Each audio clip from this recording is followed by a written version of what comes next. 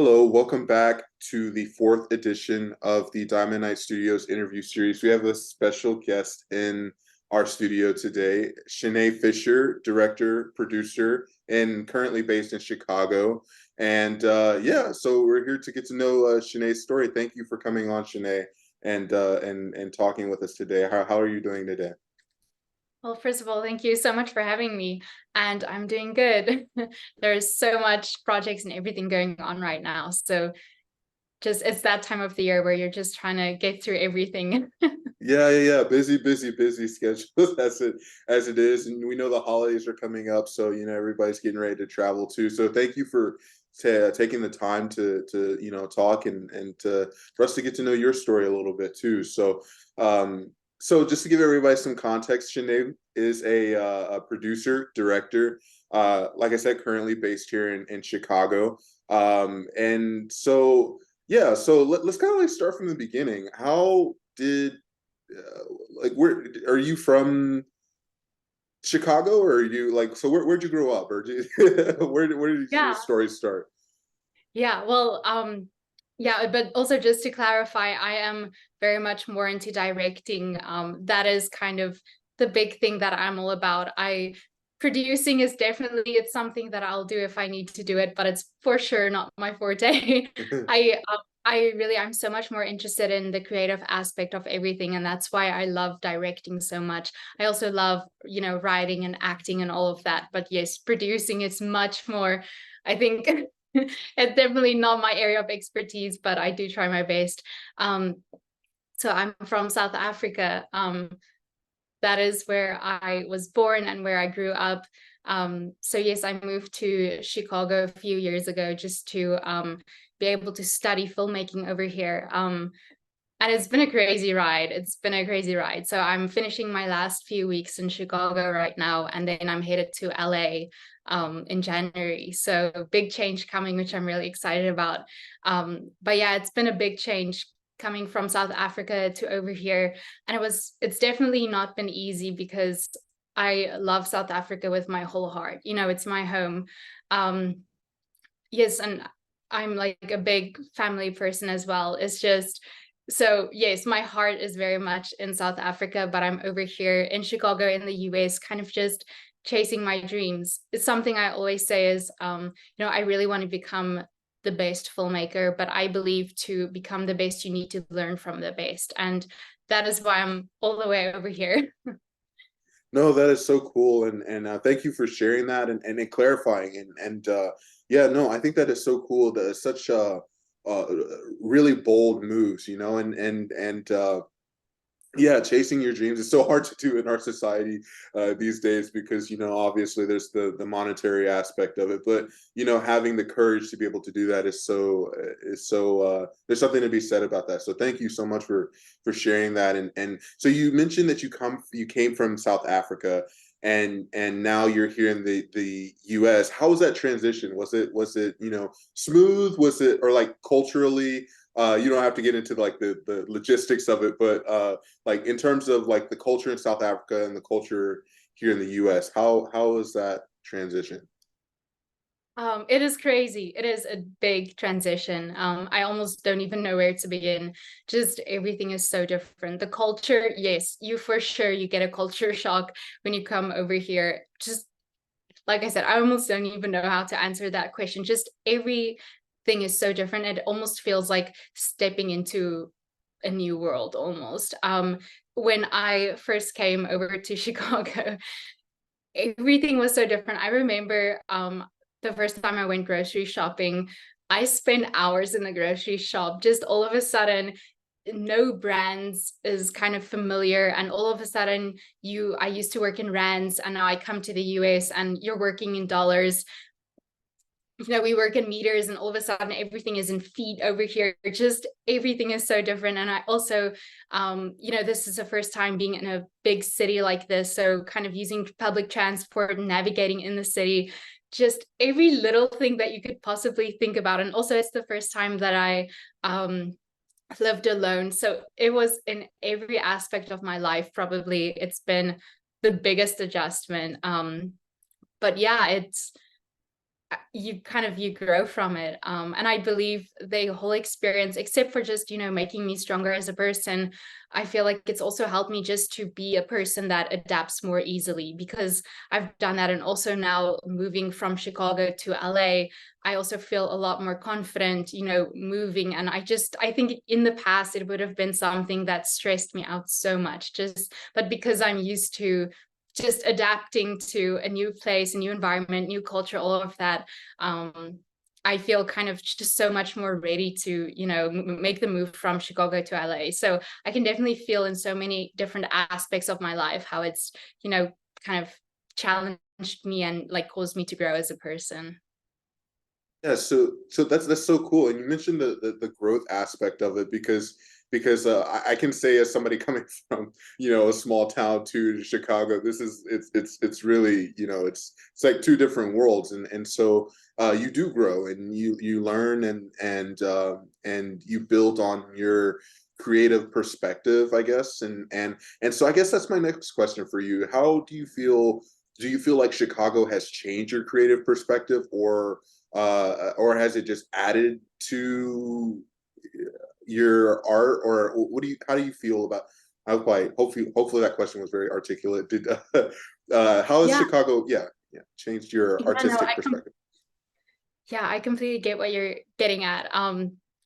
Yes, I think as a person, I am very much, I kind of came to Chicago. I know it's difficult to try and sum up for me, but I'm a person that I kind of, I know who I am and I know what I want and I know what my goals are. So I definitely wouldn't say that coming to Chicago has changed, me as a person, or like the artistic, how I express myself artistically or anything, but you for sure gain so much new type of perspectives. And yeah, I feel like I kind of had a voice as a filmmaker coming to Chicago. And I feel like while I've been here, I've just been able to really explore that specific voice that I have even more, and just explore, just so it's less of like, changing, but more of diving deeper into who I am, and just, like I said, gaining new perspective, well, adding to the perspective I already have, yeah, yeah. Yeah, no. I agree with that so much, and I would say honestly that's the case for me too. That I like when I came here, it was like I had one way and I knew one way only, and now it's like there's so much variety here, and you just add that to your toolbox of things you can pull from the future, and and it kind of influences you. It's interesting. But yeah, no, I was just curious how that creative transfer was for you, because we talked a little bit about the cultural, but the creative transfer. I think that's important too, that I should take more time to think about too, but yeah, so we got into filmmaking a little bit. So how did you start filmmaking? What was like your like, this is for me, this is what I want to do, this is where I want to go, and how did you go about starting?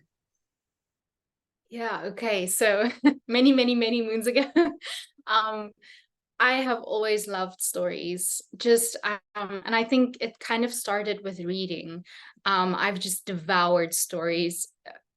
Yeah, I almost, yeah, I loved reading. And at a point, my mom, when I needed to study for the exams, my mom had to literally force me not to read. Yeah, anyway, so I was reading and devouring stories like crazy. So I always had this love for storytelling and just the emotions that it brings up, and how a story, something that's not actually really happening in real life, is able to really just move you in such a profound way. Um, so yes, it started with reading and just this love for stories. And then it's like this amazing new world opened up to me when I was like later on allowed to watch a little bit more television and all of that. I just remember watching films and being transfixed almost just by everything on the screen, like, and especially when I'm also a person that feels things very deeply. So when I would like watch people like crying on the screen, and just like the drama and the emotion of it all, and especially period pieces that trans I don't know the correct word, just takes you to like a new headspace, a new place in time, basically. Anyways, I was mesmerized by these stories that I saw on the screen. And I always thought, like, wow, imagine if I could like be there, with these stories. And I remember when I was still like very little and I didn't really know how films were made, I was always looking at films so much deeper than everything that was just on the screen. I was sitting there wondering, but oh my goodness, they just like, we just saw the people from this angle, but now we see them from this angle, but there's no camera there. It confused me, but it amazed me at the same time. So I was always thinking about how did they do this? So for me, I thought like, wow, being there, like making these movies, that would be a dream. But living in South Africa, it felt like something that was completely out of reach for me. It felt like it was a like yeah, it felt completely out of reach. I thought, oh, I it was more like a dream, something that would never be able to, actually, I would actually be able to do it. Um, and yeah, and I was very much into dancing. I danced like most of my life. So that was something that also kept me like really busy. But a film academy actually came to my high school when I was in 10th grade. And I remember I was so excited about it, but also kind of really scared and nervous. And my mom actually, she convinced me to go. She told me, try it out for 1 month. You have nothing to lose. Yes, I was busy and it was hard to fit it into my schedule, but she convinced me to go. She was like, just try it out. You never know. Like, if you don't like it, you can just leave it and move on. So I went, and that was basically just the start of a very long, very beautiful journey. I went to that film academy and I was so inspired by everything I saw, and I just needed to learn more and find out more and do more. And the person that gave the class of the film academy, he was actually a producer of like films in South Africa. And so while the film academy was going on, he also had a film that he was busy producing and they needed extras. So I was like, yes, of course, me, I'll be an extra. So I went to set, and then I just soaked everything in as much as I could. I just tried, while all the extras would just go to the caravan and just chill or eat stuff, I would be sitting there like wide-eyed, just like watching the director in action, looking at all of the camera people like set up the rigging. I was amazed. Just like, I feel like that's something I'm saying a lot right now, but it's true. I was so amazed, amazed by films, amazed by being on set, just, so and for the first time, it was like this thing that was so far away was all of a sudden, it was, it wasn't out of reach anymore. I was like, oh my goodness, like I'm on a film set right now, like in South Africa. So all of a sudden it just became an actual possibility. And then in the film academy, I also directed a few things. And I remember the first time after I directed a short film, I told my mother, like, this is amazing. This is amazing. Like, I never even knew, but I actually ended up being a director by accident, like on that project. So they gave us a script, and it was I think kind of a thriller slasher type of thing, and they really wanted me to act in it.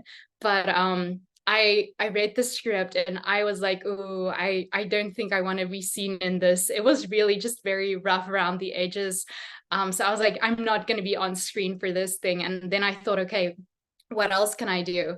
And then I was like, oh, okay, directing. So that's how I ended up directing the first short film or first project I ever directed. And after I directed it, I had no idea what I got myself into. I had no idea what I was doing, what I was supposed to do, but I went into it and it was incredible putting the whole thing together visually, directing the actors, all of that. And yeah, I just haven't looked back since then. It's just been, all of those experiences just added, and I got even more opportunities and got more involved in the film industry in South Africa, and also did a lot more of my own projects. So yes, and then it came to a point where I thought, okay, like this is what I'm gonna do. So how can I, you know, give myself the best opportunity to be really successful in this? Like, how can I, what's next? What do I need to do to, I don't want to say make it big, but really like make a success of this thing that I want to do? And that's where it kind of came to the whole thing of learning from the best, which is for sure here, like in America, where all of these enormous and very like wildly successful films are produced. So that's kind of what pushed me in the direction of coming to the US. Yeah.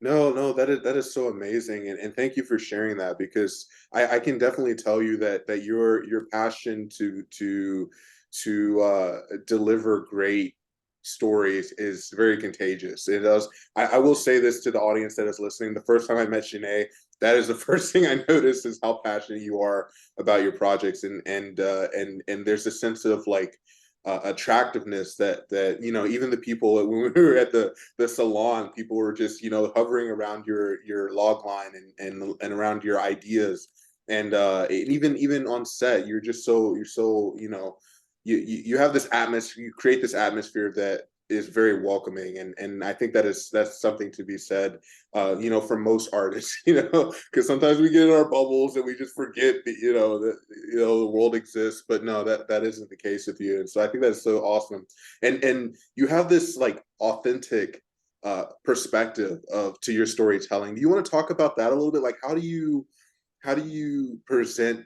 or create these authentic, like, where do you come up with these authentic ideas that just kind of like push themselves into your um projects? Like how do you, like, where does that influence come from, I guess, is the question I'm trying to ask, because like or at least I get that vibe every time I or at least from the research I've done, and the yeah, so yeah, how is that did that make sense? Yeah. Okay, cool, Yeah. cool. Well, I think I have a goal, like a very strong goal when I tell stories, no matter what type of stories it is. I always want to tell things that are really meaningful. The stories that I tell, I don't just want it to be entertainment to people. I care about I'm a person that cares very much. I care about what I do. And so I think that kind of it shows in your projects, and it shows like, yeah, that's the best way to say it. It shows in your projects when you really care about something you do, because it's the more you care, the more time you put into it. But yeah, I want to tell stories that can really touch people. So I really go for the emotional element. Like, I'm so focused on the emotions of everything. So that is probably the biggest thing. Like with any type of project that I go into, I make sure it's a story that I'm actually interested in telling. And I am very interested in telling all kinds of different stories. I have to say, romance is something that always captures my heart. I'm a person that loves drama and like a really dramatic emotional effect, but at the heart of it all, I love romance. I love love. So it doesn't matter what type of stories I'm telling, or even if it's something like a psychological thriller or something, for me, the heart of it is always love. Anyway, so I'm really just attracted to stories that center around love, because I'm so fascinated by human relationships and human connection. So I think that's a very big theme in all of the stories that I do. It's just, yeah, people's relationships, but it's not necessarily a romantic relationship, even though that is the biggest type of relationship that I'm drawn to when it comes to storytelling. But yeah, overall, I always want the stories that I tell to mean something, and I want it to make an impact on people. So throughout the whole process of pre-production, production, and post-production, I'm always trying to maximize the emotional effect of the story. Yeah, for me, when I watch stories or I read books or anything like that, I love to feel stuff. And that's basically what it comes down to. I love to be moved. So when I create art, I want to move people. No, and I think that is awesome because I can say that's why I got into what I was doing, because I was like, there's something to be said about doing it to do it, but then there's something else to be said about doing it for a purpose bigger than your own um ideals, if that makes any sense. And that, you can tell when projects are thinking about, or they just have this central idea that's bigger than what you're seeing. And it's like, you're going, as the audience, you're going on this journey to find out, what is this director, or what is this character trying to tell me that I can potentially take out of this film and apply to my life or something like that. And so, no, no, I think that is so awesome. And I wish a lot more films did that, but that's just my opinion. But do you have any like influences on like your style of filmmaking? Like I know a lot of people talk about like famous, of course, George Lucas and Spielberg and Kurosawa and all the big names of Hollywood. But do you have any like major influences that contribute to how you shoot your films? Yeah, this is going to be a very weird answer, but not at all. I think every every single thing that I've ever watched, has like given, like sparked certain ideas or influenced me in some way. I wouldn't say there is one, filmmaker or one thing that has been like a massive influence, because it's just been a lot of different things, a lot of little different things that kind of add up. And I am someone that I would look at certain films and I would really love one aspect of it, but then I would look at other films and love another aspect of that. So for me, it's really, I think, a accumulation of everything that I've seen and elements of it that spoke to me and that I really loved at the end of the day, that I then like pour into my project. So yes, there's not one specific thing that I would say, like, I'm deeply influenced by that. And, yeah. No, no, no. I think that's completely valid too, because I like, in terms of like music, that's what I think inspires me, is like I take a little bit of everything and create my own thing. It's like, it doesn't have to be Mozart, it doesn't have to be Beethoven, it doesn't have, it can be a little bit of everything. And I think that is completely valid, even for filmmaking. And so do you have any like um let's see. I'm sorry, trying to word this question properly. Um, do you have like a vision for what you plan to accomplish in filmmaking? Like, do you have a like um like a broad, like, I know we're kind of like in the moment now, but what's your vision for filmmaking in the future? Or do you have a vision for filmmaking in the future? Yeah, I mean, it's really just being able to tell stories that make an impact on people. Like, really, that is it. Like, I love to tell stories, and that is what I want to do. So I hope to, someday have a large platform to do that on.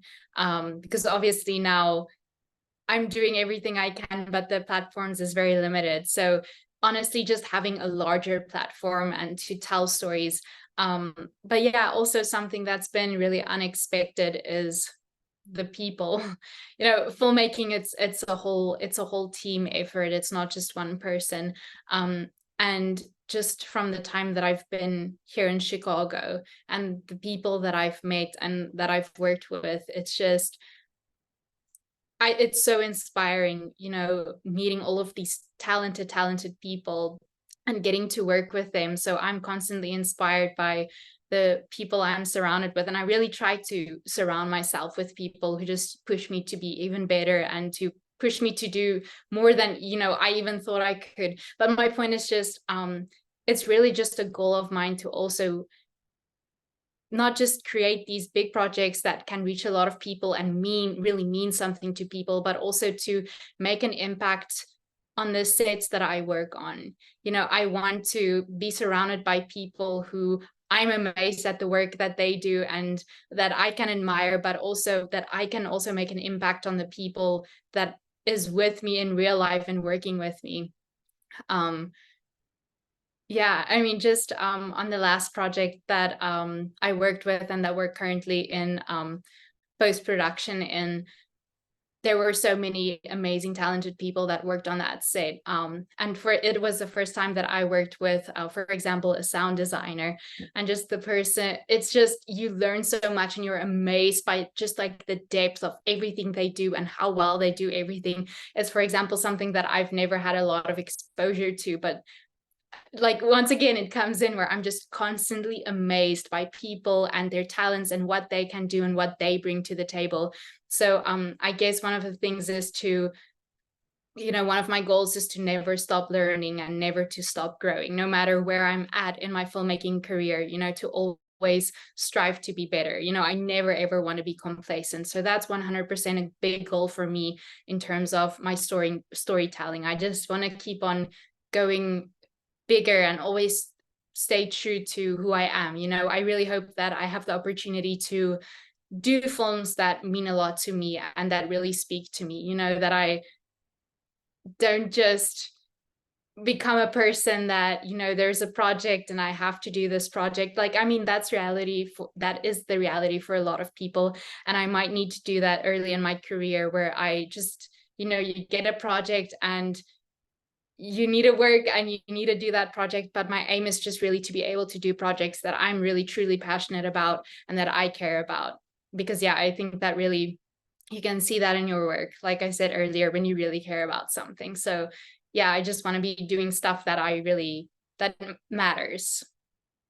No, I think that's absolutely amazing, the celebration of collaboration is what I call it. Is so being inspired by other people is just yeah, that's something that I'm gonna think about later too, because I'm like, it's such a cool thing, you know.